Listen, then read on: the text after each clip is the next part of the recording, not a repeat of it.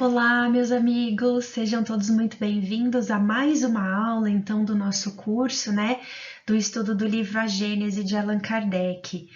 Hoje nós vamos começar o capítulo 14º, que vai falar sobre os fluidos, ok?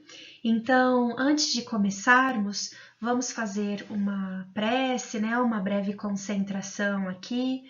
Vamos fechando os nossos olhos, então, aquietando a nossa mente, aquietando o nosso coração, elevando os nossos pensamentos, entrando em sintonia com a espiritualidade amiga e a espiritualidade superior, aqueles irmãos que certamente estão sempre ao nosso lado quando iniciamos uma leitura ou quando iniciamos um estudo, que uma forte vibração envolva a cada um de nós, encarnados e desencarnados, e que consigamos então absorver um pouco mais desta doutrina tão esclarecedora.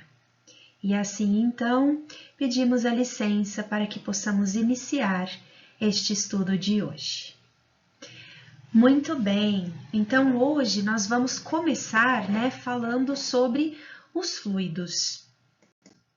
E esse capítulo, ele, por se tratar de um capítulo muito longo, tá? Ele vai estar dividido, então, olha, em duas partes.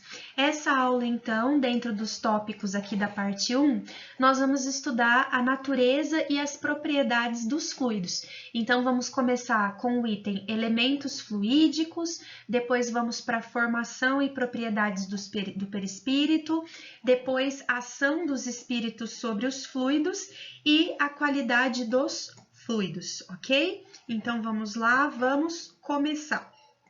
Muito bem, então Kardec já começa esse capítulo falando a respeito dos elementos fluídicos que formam o mundo material, né? E ele vai nos lembrar de algo que nós já estudamos bastante, em outras aulas, principalmente no capítulo 10º, que é então o fluido cósmico universal, que é aquele princípio que dá origem a tudo o que é matéria, né? Então vocês se lembram, nós temos três princípios, né? O princípio material, o princípio espiritual e Deus, tá? Que estaria acima desses dois princípios, né? Então, dentro do princípio material, nós já estudamos que tudo advém do fluido cósmico universal. E que esse fluido cósmico universal, então, ele vai formar tudo o que existe nesse universo material. Agora, Kardec vem então nos aprofundar um pouquinho mais, dizendo que dentro do fluido cósmico universal existem ainda dois estados distintos de matéria.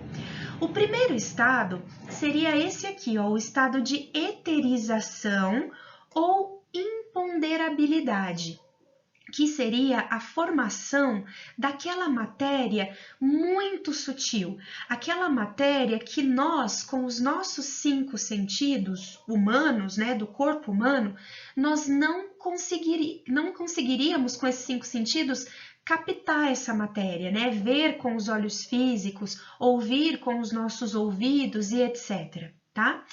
E este mesmo fluido cósmico universal que forma esse estado da matéria eterizada ou imponderável, forma também a matéria com a qual nós convivemos mais, que é esse segundo estado aqui, que seria o fluido de materialização, o estado do fluido de materialização ou ponderabilidade.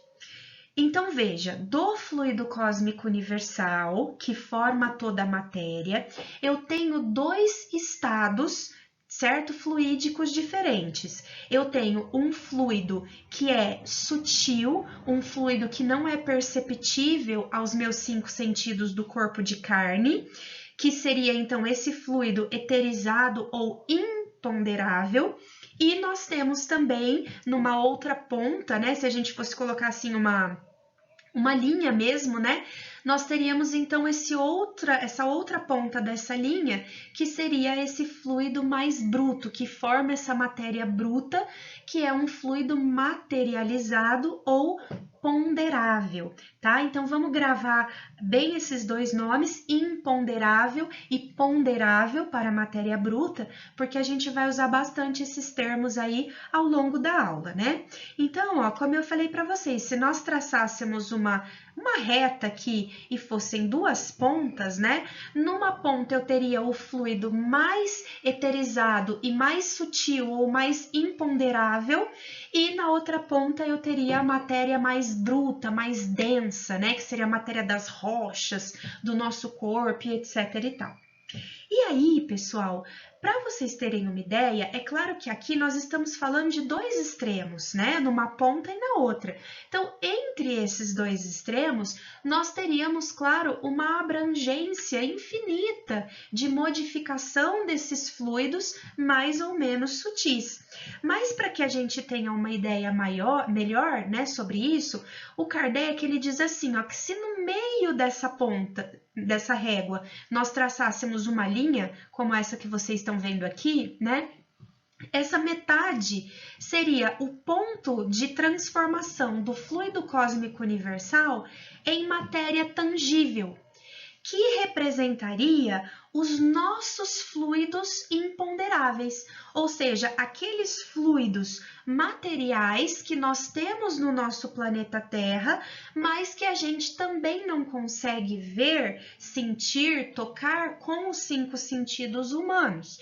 Então, como que seria isso? Ó, vamos pegar o seguinte, nós sabemos que o nosso corpo, ele está então num estado de materialização ou ponderabilidade, né? Matéria bruta, tá? Densa. E nós sabemos também que no nosso planeta existem elementos que são feitos de matéria imponderável também. Por exemplo, o nosso ar. Nós sabemos que o ar, ele é matéria, porque o ar, ele tem peso, o ar ocupa um lugar no espaço, né? Ele é formado por uma junção ali de vários átomos, né, que flutuam aqui na nossa atmosfera. Então, ele é matéria, porém, ele não está no mesmo estado do nosso corpo físico, que é a matéria bruta, ponderável. Então, ele tem o seu grau de imponderabilidade. Então, aqui mesmo no nosso planeta, nós vamos encontrar os dois tipos de fluidos, mas os fluidos mais imponderáveis que existem aqui no nosso planeta, para nós, ainda estariam localizados nesse meio aqui dessa régua, né? Isso para que a gente comece a ter uma noção do quão sutil podem ser outros fluidos que a gente não conhece, né? E que podem se aproximar dessa outra ponta aqui dos fluidos mais eterificados ou dos fluidos mais imponderáveis, ok? Então, veja, dentro, né, de toda essa caracterização que o Kardec faz para a gente agora, nós podemos observar, então, que nesta ponta estariam, onde eu teria esses fluidos eterizados ou imponderáveis, o mundo espiritual invisível, certo? E que na outra ponta eu teria, então, o mundo material visível, tá? Só que lembrando que nós estamos falando de matéria. Então veja, aquelas cidades espirituais, por exemplo, os elementos, os objetos espirituais, né? Porque ela tem cadeira, ela tem mesa, ela tem cama. A gente já sabe que tudo isso existe dentro de uma cidade espiritual, correto? Então, isso é formado por um fluido eterificado ou imponderável, certo? É matéria, mas é uma matéria muito mais sutil. Então, este tipo de matéria forma o mundo espiritual invisível. Percebam que não forma o espírito, hein? O espírito é outro princípio. Forma o mundo material invisível, tá? Ou o mundo espiritual, né? Invisível, onde esses espíritos vivem. E na outra ponta, então, esse mesmo fluido cósmico universal forma o mundo material visível, que é o mundo que a gente vive, são os planetas, né, a parte material bruta dos planetas que eu consigo visualizar através dos telescópios, das galáxias e tudo mais, tá? Agora, a gente já viu isso. Esse espaço que tem ao redor tá vazio? Não, esse espaço ele está preenchido, ele está ocupado por uma matéria imponderável e não por uma matéria ponderável. Tudo bem até aqui? Tá? Então, eu vou ter essas duas partes aí desta balança, tá bom?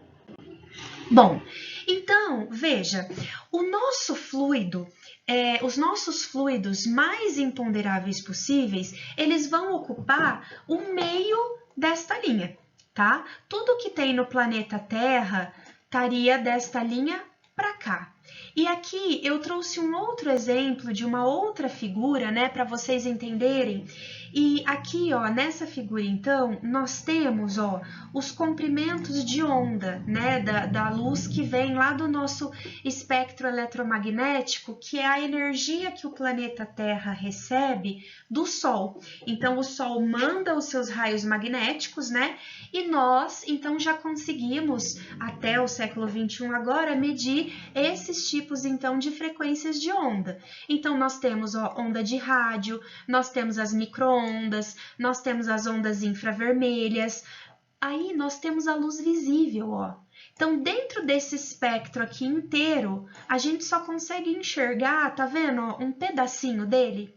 Não significa que não existam outras coisas, só porque a gente não tá vendo. Então, nós temos ainda a luz ultravioleta, nós temos os raios X, nós temos os raios gama, tá? Então, tudo isso está aqui, porém, nós não conseguimos ver. São fluidos que fogem, então, à materialização ou à ponderabilidade, ou seja, fogem aos 5 sentidos. Mas, mesmo assim, esses fluidos, eles ainda são densos, né? Então, eles estariam do meio dessa reta para cá. O fluido espiritual, os fluidos materiais que formam o mundo espiritual, que são os fluidos imponderáveis, eles estão muito mais fluidos do que tudo isso que o Kardec mostra pra gente, né? E dá de exemplo. Então, para a gente entender que realmente não é possível, com os 5 sentidos, captar esses fluidos do mundo espiritual, tá? Do que constitui a matéria do mundo espiritual, ok? Logo, então, ele dá uma outra característica, onde ele fala que neste lado, então, dessa régua se formam os fenômenos espirituais, tá? Cuidado também para não confundir com está se formando espírito. Não, gente, nós estamos falando só de matéria. E eu acho que eu vou repetir isso em todos os slides, porque não pode confundir. Nós só estamos falando do fluido cósmico universal, que é material.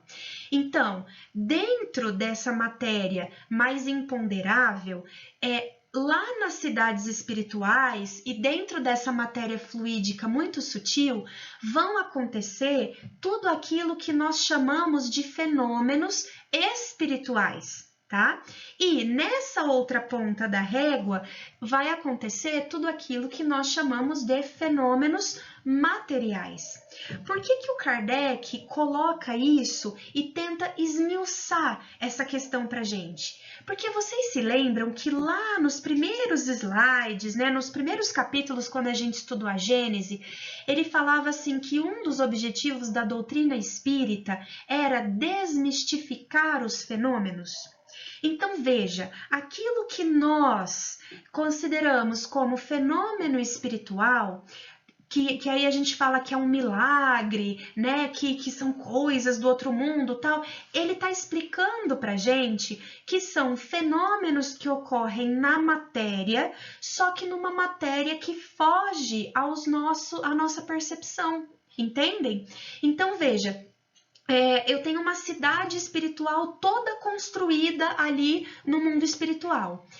Tá, tudo bem. Para o espírito que está vivendo ali, essa essa matéria, ela é sólida, ela é tangível para ele. Então, deixa eu pegar aqui alguma coisa. Ó, por exemplo, aqui um copo d'água, tá? Esse copo d'água, ele é matéria, ele é ponderável, ele é feito de fluidos que estão materializados, tá? Formando esse copo aqui. Então, eu consigo mexer, eu consigo, né, interagir com esse copo, porque eu também tenho essa característica do meu corpo carnal interagindo com essa matéria. Então, é matéria ponderável agindo com matéria ponderável, beleza? Lá no mundo espiritual, vai existir um copo d'água? Vai, tá? Então, vai ter um copo. Para o espírito que está morando lá naquela cidade espiritual, e talvez essa seja a dúvida da maioria das pessoas, este copo aqui, ele vai ser tão rígido para ele que está lá, tanto quanto esse copo aqui ele é rígido para mim. Por quê? Porque o espírito ele já vai estar nesse estado de imponderabilidade material. Então, os objetos que rodeiam a vida dele, esse copo, a cama que ele senta, a cadeira que ele senta, para ele é tão material quanto o corpo dele. Então, a interação é a mesma, percebem? Por isso que alguns espíritos vão ter até dificuldade de entenderem que estão no mundo espiritual, né? Porque eles vão falar, poxa, mas eu tô num mundo aqui que tem casa, que tem cama, eu sinto o meu corpo, eu sinto a matéria do meu corpo. Ele perdeu a matéria ponderável, mas a imponderável ficou lá, tá certo? Então, todos os fenômenos espirituais que a gente conhece são ainda, olha que interessante, fenômenos materiais, mesmo que feitos de uma matéria agora muito mais sutil e muito mais imponderável. Interessante isso, né?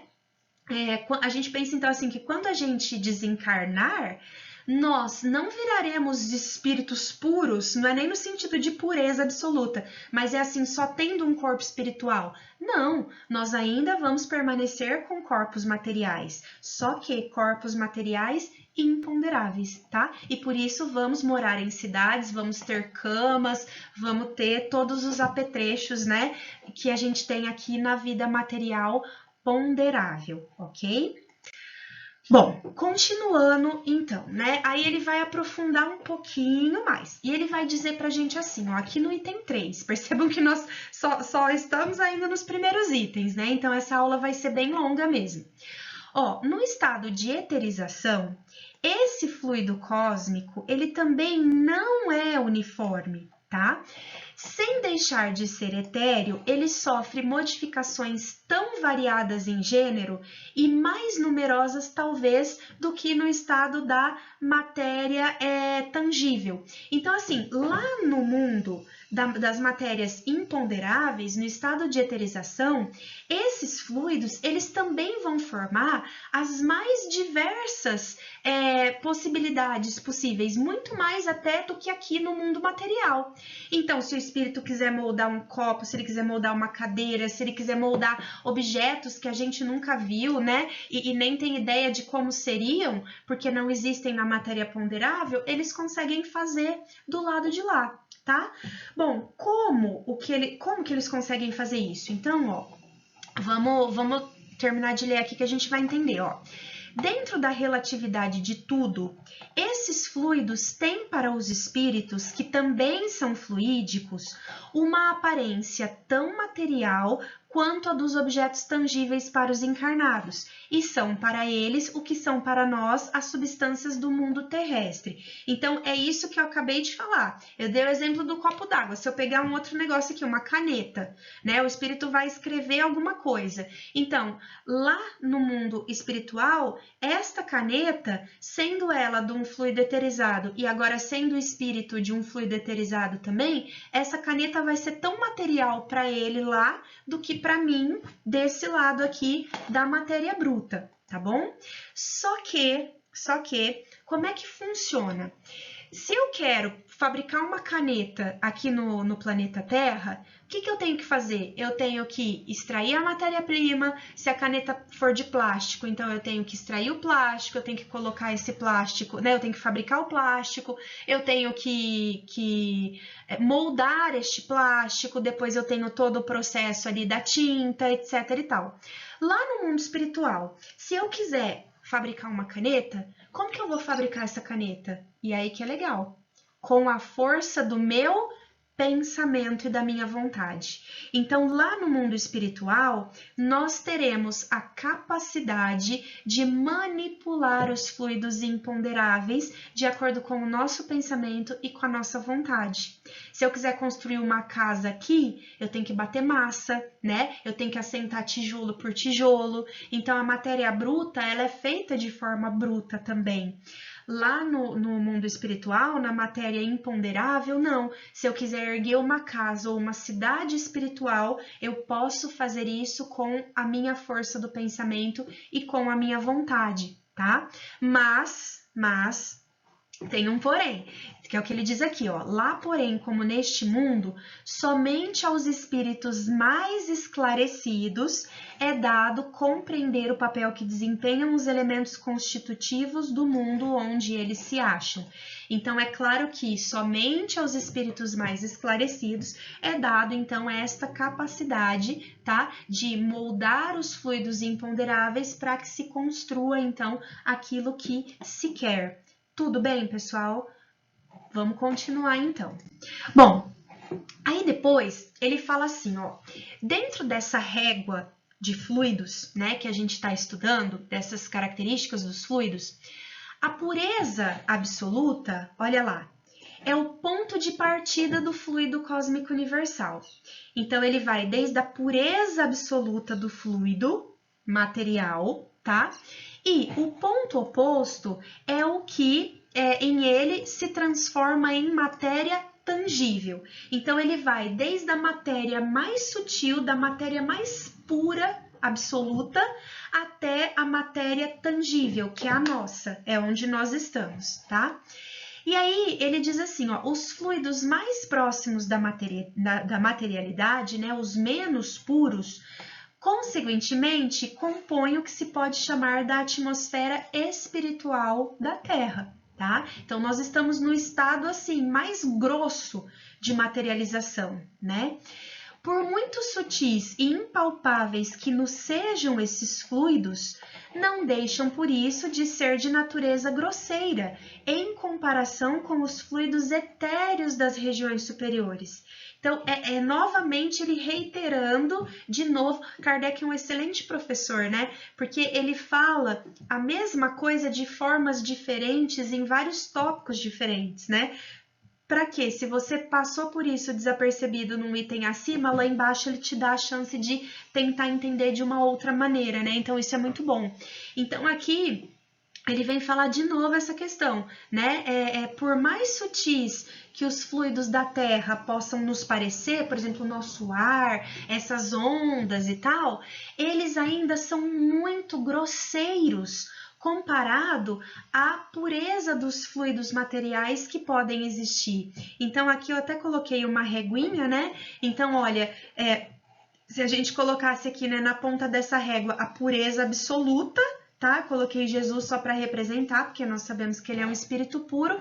E aqui, ó, tá o nosso planeta Terra com toda a atmosfera magnética, né? Até mesmo espiritual, né? Porque nós temos colônias espirituais extremamente grosseiras que estão quase grudadinhas aqui na nossa crosta, né? Mas mesmo assim, toda a nossa Terra com essa atmosfera representaria ainda um fluido muito grosseiro, materialmente falando, perto dos fluidos materiais, onde viveriam então, né?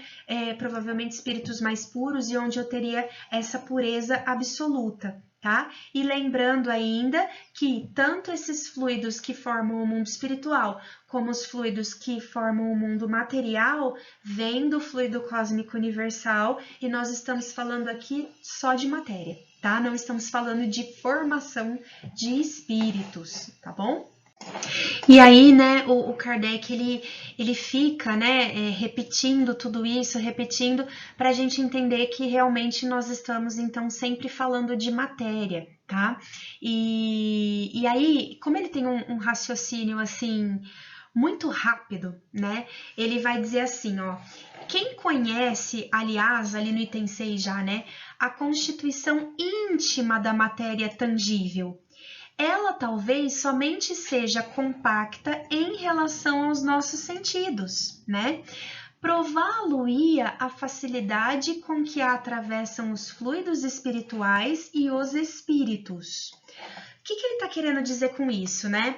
Bom, ele falou lá no outro slide, né, então, que é tudo matéria, só que uma é tangível, ponderável, a outra é mais imponderável. Aí ele começa assim, pensar, né, com o raciocínio genial dele, como que a gente pode saber se essa matéria realmente é uma matéria tangível? Quem que vai conhecer essa constituição íntima da matéria tangível? Talvez esta matéria aqui, ela só seja compacta para nós, em relação aos nossos 5 sentidos. E isso poderia ser explicado com a facilidade, por exemplo, com que os fluidos espirituais da matéria mais eterizada conseguem, por exemplo, atravessar a nossa matéria tão tangível. Então, eu não consigo, né, atravessar esse copo ou uma parede, mas um espírito conseguiria.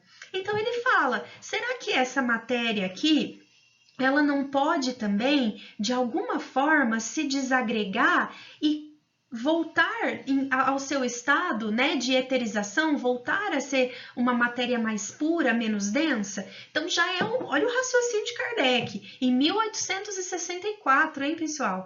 Já é assim, né? Ué, então será que isso não pode acontecer?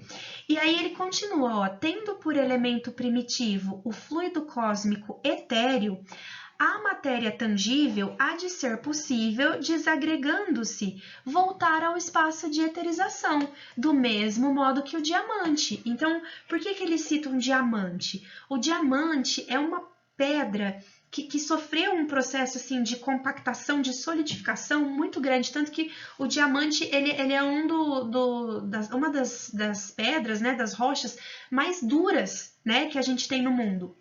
E o próprio diamante, através de processos químicos, né, de desagregação molecular do diamante, ele pode voltar no seu estado de gás, tá? Tudo o que nós conhecemos, todos os elementos da tabela periódica, podem retornar a um estado mais imponderável, menos tangível, né? Tudo. A gente acaba estudando isso na escola, né? Então eu até coloquei essa figura aqui, que eu acho que todos conhecem, mas é só para a gente lembrar, né? Então são as mudanças de estados físicos da matéria. Dentro do nosso próprio mundo a gente vê isso, né? Então, por exemplo, se eu tenho aqui o líquido, né? O estado líquido, e eu tenho o sólido e o estado gasoso. Dependendo da temperatura que eu coloco nesse estado aqui, eu posso, por exemplo, ter o efeito da vaporização, né? Ou seja, passar do líquido para o estado gasoso. O que eu estou fazendo aqui? Eu estou desagregando moléculas, né? Eu posso passar de um estado sólido, por exemplo, para um estado líquido, que seria o ponto de fusão, né? Que a gente fala, ou voltar depois atrás, né? Que aí seria a condensação, a solidificação da matéria. Então, dependendo da energia que eu coloco em cima dessa matéria, e eu falo energia porque o calor, né, é uma forma de energia, a temperatura, né, baixa ou alta é o que vai determinar esses estados da matéria, mas então, dependendo da energia que é colocada sobre essa matéria, ela pode se modificar. Então, Kardec já pergunta, ué, então será que essa matéria é tão tangível assim, né? Talvez não, porque os espíritos, os fluidos conseguem atravessar isso aqui, conseguem também manipular isso aqui, tá? Então, o raciocínio dele se baseia nisso. E aí, pessoal, ele diz assim, né? Então, para terminar, a solidificação da matéria não é mais do que um estado transitório, então, do fluido universal, que pode volver ao seu estado primitivo quando deixam de existir as condições de coesão. Então, quanto mais sólida, né? Mais agregado, mais compactado estão esses átomos. E quanto mais tangível, né? Mais espaçado estão esses átomos, mas tudo ainda é matéria. E sendo tudo, então, matéria, nós vamos conseguir entender agora por que é que eu não consigo, por exemplo, mandar uma sonda para Júpiter ou para Marte, né? Ou uma sonda que pousa na Lua, né? Ou seres humanos que pousam na Lua. E por que eles acham que tudo ali é um deserto, que não tem lá? que não tem nada lá? Porque lá a matéria que existe lá não é a mesma matéria que existe aqui. Então, logo, lá na Lua ou nesses mundos próximos, né, que é quase nada, né, visto a imensidão do universo, né, que a gente já viu de tudo que existe, se ela tiver num estado um pouquinho só diferente, não precisa ser uma matéria pura, não, pode ser um estado só um pouquinho diferente do nosso, a gente já não consegue ver. Não quer dizer que não exista, quer dizer apenas que nós não vamos conseguir captá-las. Então, eu posso afirmar que não há vida em outros planetas? De jeito nenhum. Eu posso afirmar que na Lua, em Marte, em Júpiter, em Saturno, que foi onde o homem conseguiu chegar mais perto, né? Nos outros lugares ainda não se exploraram tão bem, algumas luas, né, de Júpiter e Saturno. O que eu consigo afirmar? Que lá não existe vida materializada, tangível, como existe na Terra. Mas pode existir uma vida, então, num ponto de materialização diferente do nosso. E só por este pequena razão, pequena diferença, nós já não conseguiríamos captar nem com os nossos 5 sentidos e nem com os nossos instrumentos que nós temos hoje aqui no planeta Terra, tá bom? E aí, então, finalizando essa primeira explicação dos fluidos, né, nós vamos para o próximo item, que é a formação e propriedades do perispírito.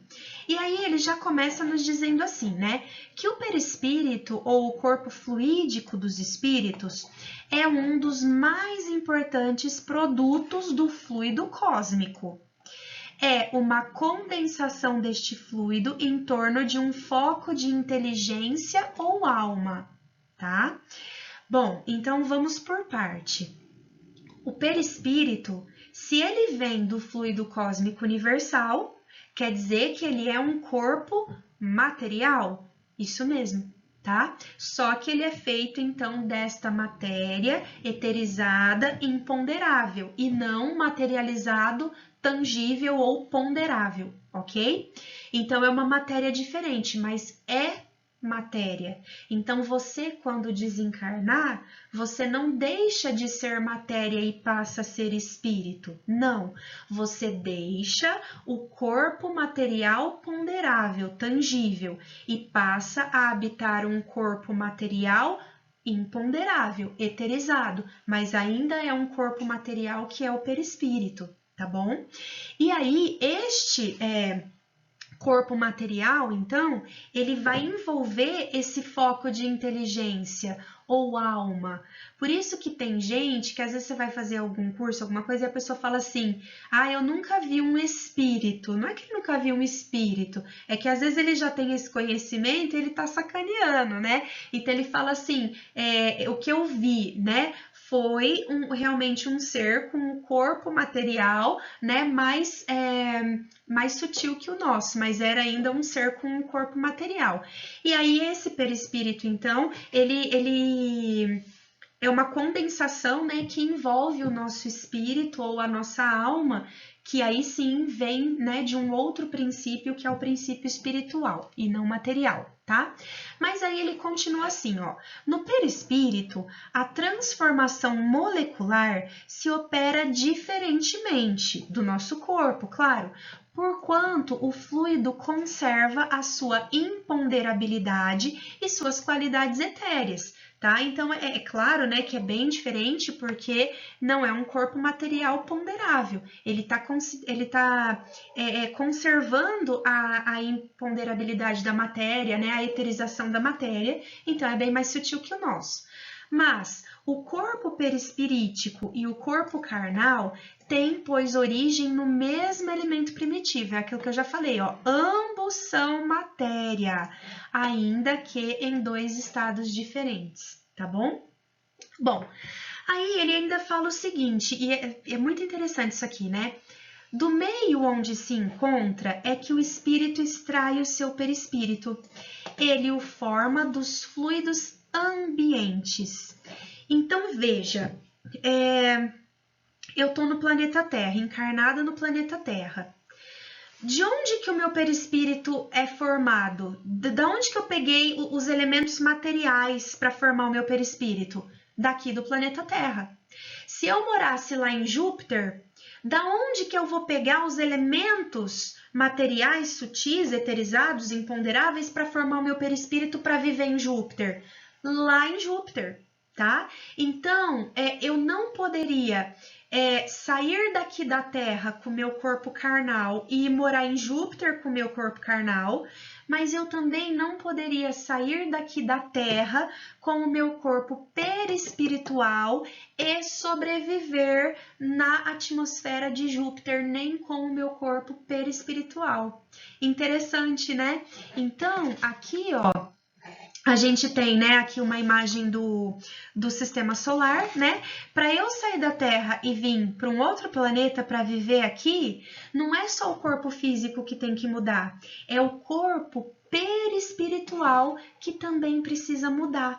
Então, quando a gente fala, né, por exemplo, às vezes assim de exílio planetário, né, de mundos, quando os capelinos chegaram aqui, né, para habitar este mundo, o planeta Terra, eles não tiveram só que mudar de corpo, eles tiveram que mudar o perispírito deles para suportar as condições, então, de habitação daqui deste planeta. Então, vocês imaginam o choque, né? Não é tão simples assim, não é só desencarnar, tá, vai lá e encarna num outro corpo. Não, eu tenho que fazer também a modificação perispiritual, tá bom? E aí, é claro também que os espíritos superiores, eles conseguem mudar o corpo perispiritual com muito mais facilidade do que os espíritos inferiores. Então, os espíritos superiores, eles conseguem viajar entre mundos, eles conseguem ir para outros mundos, né? Os espíritos mais elevados. Inclusive, eles podem reencarnar aqui na Terra, tá? Para nos ajudar, né? Para impulsionar a evolução da humanidade. Só que é claro que eles vêm assim com uma missão de ajudar, né? Então não é como aqueles espíritos que vão exilados para outro mundo, né? De forma compulsória. E aí, o que acontece, então? Esses fluidos que vão formar toda a atmosfera do nosso planeta, então vamos imaginar aqui, né, o nosso planeta Terra e em volta aqui eu tenho toda uma atmosfera fluídica, né, do nosso planeta, tá? Vamos imaginar, então, que nessa atmosfera, ela não é assim formada de elementos homogêneos. O que é uma mistura homogênea? Eu sei que eu tenho vários tipos de elementos químicos aqui, né? Então, uma mistura homogênea eu pego todos esses elementos, misturo e aí forma uma coisa só. Não, essa atmosfera, ela é uma atmosfera heterogênea. Então eu tenho assim, ó, um pedaço dela onde se agregam elementos mais pesados, um outro pedaço onde se agregam elementos mais sutis, tá? Então eu tenho essas misturas, são essas pequenas bolhas, vamos dizer assim, né? E aí, quando esses espíritos muito superiores vêm para o nosso planeta, para que eles formem o perispírito deles, perispírito, tá? Não corpo físico. Para que eles formem o corpo perispiritual, eles vão pegar então os melhores e mais puros elementos que tem dentro da atmosfera da Terra. Aí eles vão moldar o perispírito deles e aí eles podem encarnar aqui. Por exemplo, Jesus, né? Vocês imaginam que para Jesus encarnar aqui, o tanto de modificação que não teve que haver para formar aquele corpo perispiritual, né, com os elementos mais puros que haviam nesse planeta, para que ele conseguisse encarnar aqui, tá? Então, os espíritos elevados, eles conseguem fazer isso. Os espíritos inferiores não. E aí a gente vê que dentro então do planeta Terra nós podemos encontrar seres com perispíritos diferentes uns dos outros. Por exemplo, o perispírito de Jesus, né? Jesus é uma comparação assim muito distante, né? Mas, por exemplo, o perispírito do Chico Xavier, né? Que conviveu com a gente. Com certeza era um perispírito muito diferente do perispírito da Larissa, né? Ou de vocês, porque nós somos criaturas ainda imperfeitas, né? Então, quanto mais elevado é o espírito, ele molda esse perispírito de acordo com os elementos mais puros da Terra. Em contrapartida, os espíritos inferiores, eles não conseguem fazer isso, claro, né?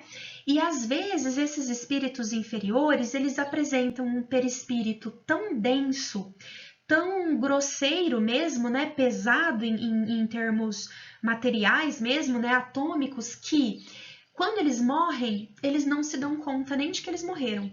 Tamanho é o peso do corpo perispiritual. Então ele não entende que ele está morto, ele não entende que mudou, né? Nem a forma da matéria que estava constituindo, né? O corpo que ele tem agora, e ele pode ficar vagando, então, aqui por todo o planeta, tá? Ok? Então vamos lá, vamos continuar.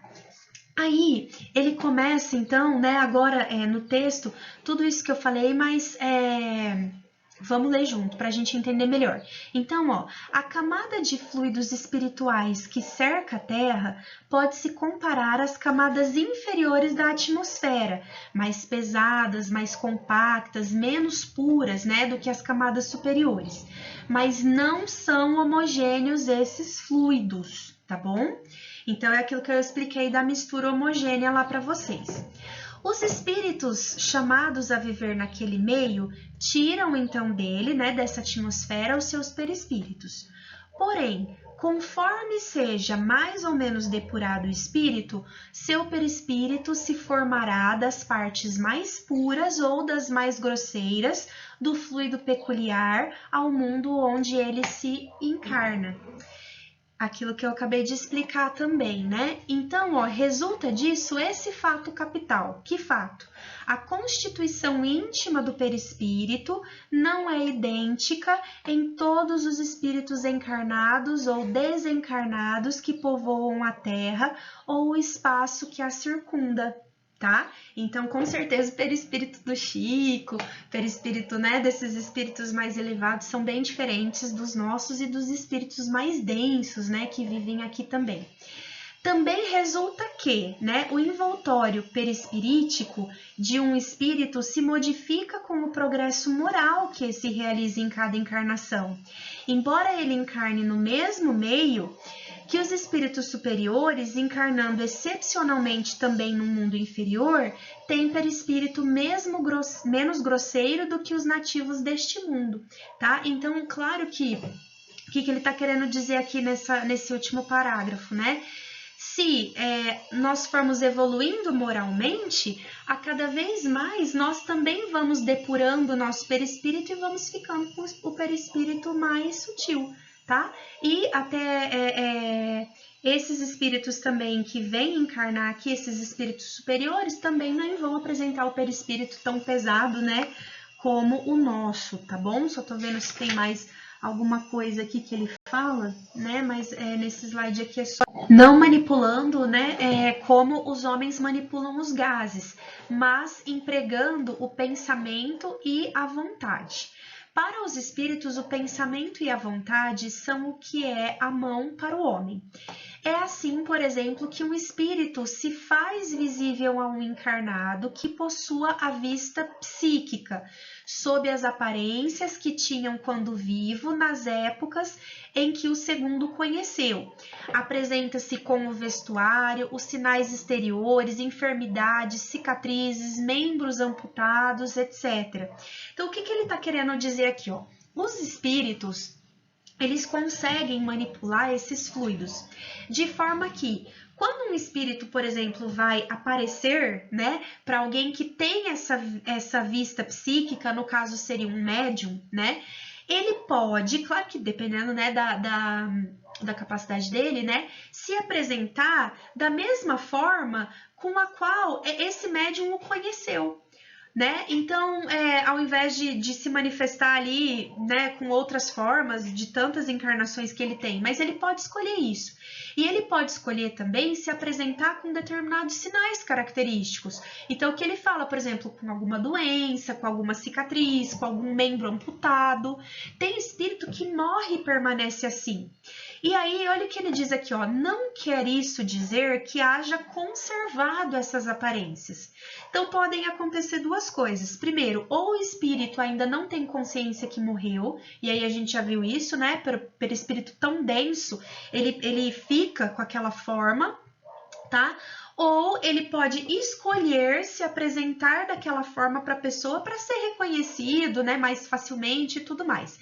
Não quer dizer que o espírito morreu e ainda está com essa aparência. Não, ele só plasmou o corpo perispiritual para se apresentar daquele jeito. Ele plasmou esse fluido para se apresentar daquele jeito. Mas o espírito, ele é sempre perfeito. E é por isso que é muito comum também nas reuniões mediúnicas a gente ver esses espíritos que ainda se enxergam, né, com essas deformidades, e os doutrinadores acabam falando, não, olha para você direito, você já está perfeito e tudo mais. Tá bom? Esses espíritos, ó, eles podem também criar objetos, tá? Para te mostrar, né, por algum propósito e tudo mais, tá bom? Não quer dizer também que esses objetos existam, né?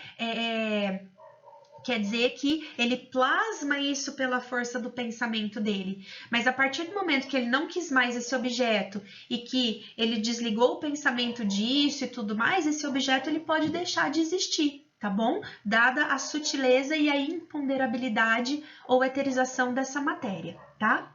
Bom, aí, olha que legal isso aqui, né? Ele vai falar assim, ó, a mais. Criando essas imagens fluídicas, o pensamento se reflete no envoltório perispirítico como num espelho.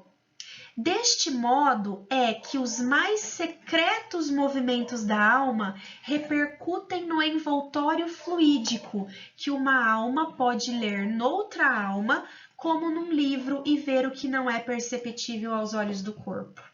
Gente, isso é muito legal, porque quer dizer assim, ó, enquanto eu tô encarnada aqui, quantas vezes a gente já não viu esses casos acontecerem, né? A pessoa tem uma determinada aparência, se mostra, sei lá, de uma determinada forma e essa pessoa vive uma outra vida, parece, né? Faz coisas por aí, coisas horríveis e mantém isso em segredo e tudo mais. Quando você está no estado perispiritual, né, desencarnado, tudo aquilo que você pensa aparece, se molda em fluidos ao seu redor.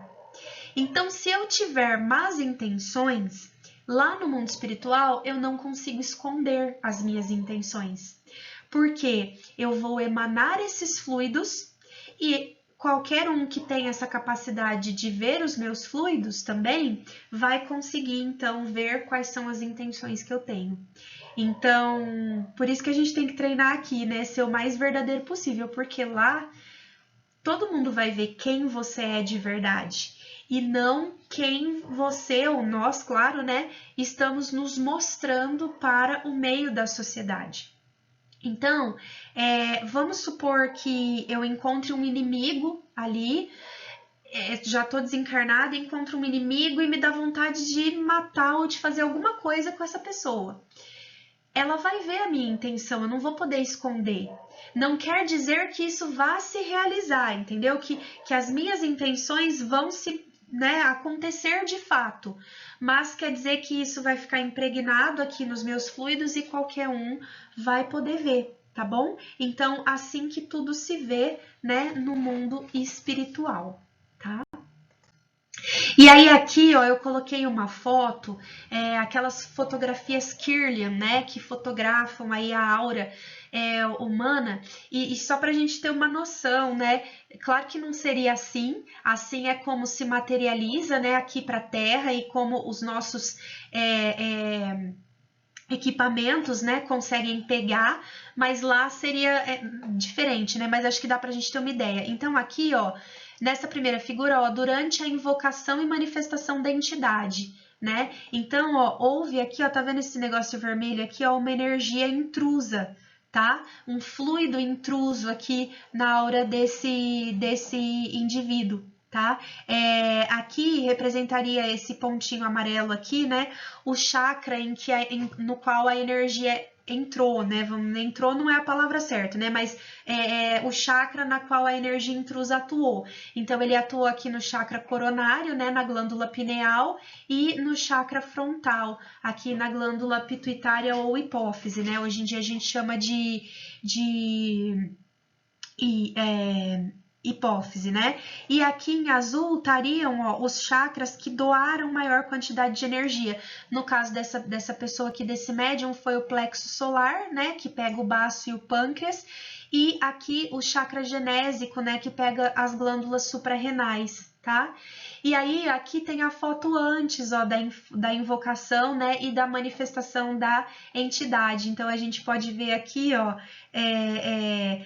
tudo mais harmônico, né, energizado e tudo mais. Essas fotografias Kirlian, né, tem bastante na internet e elas servem, assim, como que uma metodologia muito boa, né, para que a gente estude os fenômenos mediúnicos. É claro que um médium disciplinado, bem sintonizado e tudo mais, depois, né, dessa manifestação da entidade, é claro que ele vai voltar, né, para esse estado anterior aqui de equilíbrio, né, porque a própria espiritualidade está trabalhando também para isso, ok? E aí pode vir uma pergunta interessante, né? Poxa, mas então esses fluidos podem modificar o meu perispírito, e aí, como é que vai acontecer? Não, gente. Esses fluidos não modificam o perispírito, tá? Eles podem, vocês estão vendo aqui, ó, que é uma energia intrusa, né? E eles podem, por um determinado tempo, sugar um pouco a sua energia ou te energizar de novo.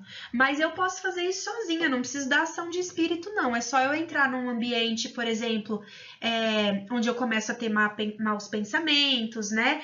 Ou se eu começo a ter más condutas e começo a atrair espíritos para mim, eu mesmo posso deturpar os meus fluidos. Aí eu posso ir num centro, tomo um passe, bebo água fluidificada, faço meditação, oro sozinha, ou faço alguma coisa para me recompor, esses fluidos vão voltar ao normal. Mas o meu perispírito é o mesmo, tá? A única coisa que pode mudar, e ele fala isso até assim, deixa eu até pegar o item aqui, no item 11, tá? Ele fala muito isso. A única coisa que pode mudar o perispírito é a sua reforma íntima, é a nossa reforma íntima, tá bom? É quando a gente muda a nossa natureza, então só depende de nós. E aí a importância também da reforma íntima, hein? Reforma íntima não é só questão de fazer autoajuda, não, tá? A reforma íntima é para modelar também o nosso perispírito, né? Só pra gente ter mais um motivo ainda para acreditar que nós precisamos evoluir e fazer de tudo para isso, tá? Bom, vamos continuar então. Agora ele vai falar um pouco sobre a qualidade dos fluidos, e aí a gente já está caminhando para o nosso último item, tá bom? Bom, ele vai dizer o seguinte, ó, os fluidos impregnam diretamente os encarnados. Fora impossível fazer uma enumeração ou classificação dos bons e dos maus fluidos, por ser tão grande quanto a dos pensamentos, a diversidade deles. Então, assim, você querer colocar os fluidos numa tabelinha para ver o que é bom e o que é ruim, não dá, tá? Só que eles impregnam diretamente os encarnados. Muda o nosso perispírito? Não, não, não. Tá? Eles ficam aqui à nossa volta. O nosso perispírito a gente só muda pela nossa própria vontade e depuração. Mas ele diz assim, ó, sob o ponto de vista moral, trazem o cunho dos sentimentos de. Então, como que a gente pode tentar classificar esses fluidos, né? Sobre o ponto de vista moral, através dos sentimentos de ódio, inveja, ciúme, orgulho, egoísmo, violência, hipocrisia, bondade, benevolência, amor, caridade, doçura, etc. E sob o aspecto físico, podem ser excitantes, calmantes, penetrantes, adstringentes, irritantes, dulcificantes, suporíficos, narcóticos, tóxicos, reparadores, expulsivos, tornam-se força de transmissão, de propulsão, de etc. Tá? Então, esses fluidos, eles conseguem mudar a nossa percepção e eles vão nos impregnar diretamente, tá? Diretamente. Não mudando necessariamente o nosso corpo material e perispiritual, porque isso a gente só muda a partir da nossa vontade. Então, para isso ficar mais claro, vamos ver o seguinte, ó.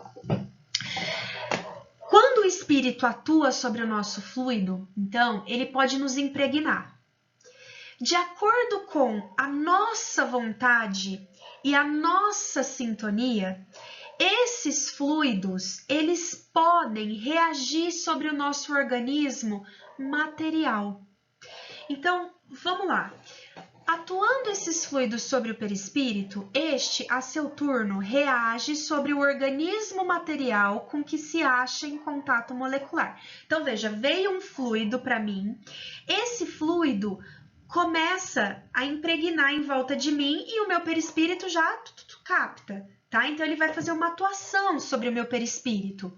E o meu perispírito vai agir sobre o meu corpo material, no qual ele está em contato molecular. Olha que loucura! Então, do mundo espiritual, esses fluidos atuam sobre o meu perispírito e passam para o meu corpo físico, tá? Se esses eflúvios, então, se esses fluidos são de boa natureza, o corpo ressente uma impressão salutar, de saúde, de bem-estar e etc, tá bom? Se esses fluidos são maus, a impressão é penosa. Se eles são permanentes e enérgicos, aí sim, esses fluidos maus podem ocasionar as desordens físicas, tá? Então, você pode adoecer ao longo do tempo por conta desses fluidos, tá? E aí ele fala assim, ó, não é outra a causa de certas enfermidades. Percebam que ele fala de certas enfermidades e não de todas as enfermidades, tá bom? Então, isso é uma coisa que o ser humano anda confundindo um pouco, né? Quando às vezes algumas pessoas, né, prometem a cura de todas as doenças através de bons pensamentos e tudo mais. Não é bem assim, né? A gente sabe que nós temos alguns resgates e que aí a gente já nasce com um perispírito, né, propenso a desenvolver uma certa doença para que nós possamos resgatar. Essa doença, ela pode ser atenuada ou não, de acordo com o nosso merecimento, mas nós não podemos correr, né, do resgate e da expiação. Então, a gente tem que tomar muito cuidado para não entender isso aqui errado e achar que toda doença é causada pelos maus fluidos única e exclusivamente desta vida. Pode ser, mas pode também não ser, tá bom? E aí, ó, nós podemos mudar os fluidos, mas o perispírito permanece o mesmo, só se modifica quando nós mesmos o modificarmos por meio da nossa evolução.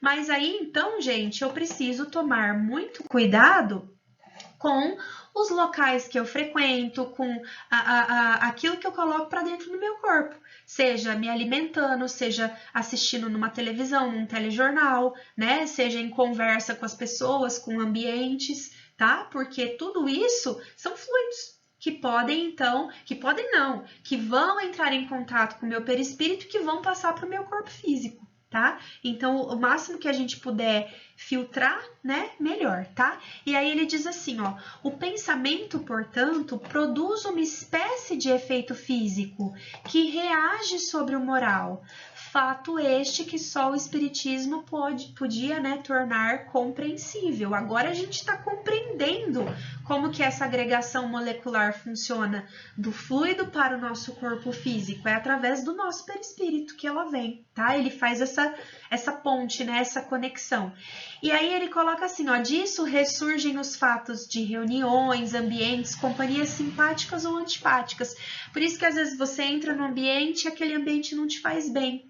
Quer dizer que o ambiente é ruim e você é bom? Não, às vezes é o contrário. É que o ambiente é bom e você que é ruim, tá? Então tem tudo isso. Mas é uma incompatibilidade de fluidos, tá? Então isso vai fazer com que às vezes você saia de uma reunião de trabalho, por exemplo, que aí você não tem como fugir, você tem que estar ali, né?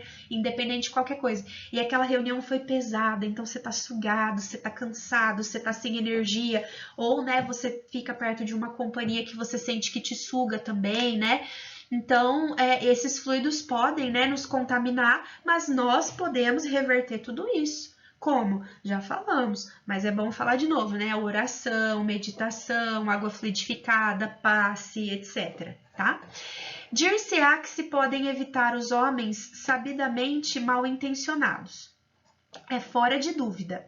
Então, o que ele quer dizer aqui com essa frase, né? Aí ele faz uma pergunta, ele faz assim, bom, então, eu sei que eu posso evitar os homens que eu sei que são mal intencionados, né? Mas como fugiremos à influência dos maus espíritos que pululam em torno de nós e por toda parte se insinuam sem serem vistos? Então ele quer dizer assim, ó, gente, eu sei evitar uma pessoa que eu sei que está mal intencionada comigo, mas como é que eu vou evitar um espírito mal intencionado comigo se eu nem tô vendo o espírito? Poxa, nós espíritas sabemos, né? Muito bem essa resposta. Então, é só a gente ficar próximo, né, de companhias boas, elevarmos o nosso pensamento. Aí eu coloquei essa figura aqui, né, pra gente ver. Gente, se você tá bebendo, se você tá fumando, se você tá vendo um jornal sanguinário, se você tá falando mal dos outros, é óbvio que nesse momento o espírito mal intencionado já vai grudar em você. Tá? Tô no trânsito, xinguei a pessoa, desejei mal para ela, aquele espírito que tá com ela passa pro meu lado, se ele quiser, porque eu sintonizei, tá? Então, a gente acaba evitando, né, essa manipulação espiritual inferior através da nossa conduta, né? Nós temos o livre-arbítrio para rebater todas essas questões, né? Claro que uma hora ou outra todos nós vamos cair, né? Mas pelo menos o conhecimento a gente já tem para tentar ao máximo sair disso daí, né? E aí é um vigiar constante, né? Por isso que Jesus falou, ora e se vigia, não é para vigiar os outros, é para vigiar a nós mesmos, né? A nossa conduta e os nossos pensamentos. E aí, né, para encerrar, ele encerra essa primeira parte dizendo assim, né? Os espíritos realmente bons, encarnados ou desencarnados, nada têm a temer das influências dos maus espíritos. Então vamos manter a nossa vida dentro de uma conduta moral, né? Que a gente já conhece bem, a gente sempre sabe o que fazer, né? Que a gente não faz. A gente tem uma amnésia momentânea, né, às vezes. Mas se a gente mantiver a nossa conduta bem orientada, então os espíritos bons, né, vão estar sempre ao nosso lado e sempre nos protegendo, e aí a gente não precisa ter medo de nada, de espírito nenhum, tá bom? Bom, pessoal, eu sei que essa aula ficou muito longa, né? Estamos aqui 1 hora e 1 minuto, mas o capítulo é longo. Na semana que vem teremos a parte 2, não comigo, tá? Com a Sandra, mas que vai nos explicar aqui agora como que ocorre a manipulação desses fluidos dentro dos fenômenos, né? De obsessão, de materialização, desses fatos que a ciência, por incompreensão, considera aí fatos sobrenaturais, tá bom? Que todos tenham, então, uma boa noite e qualquer dúvida estaremos agora lá no grupo do WhatsApp. Um abraço a todos e fiquem com Deus. Até a próxima aula.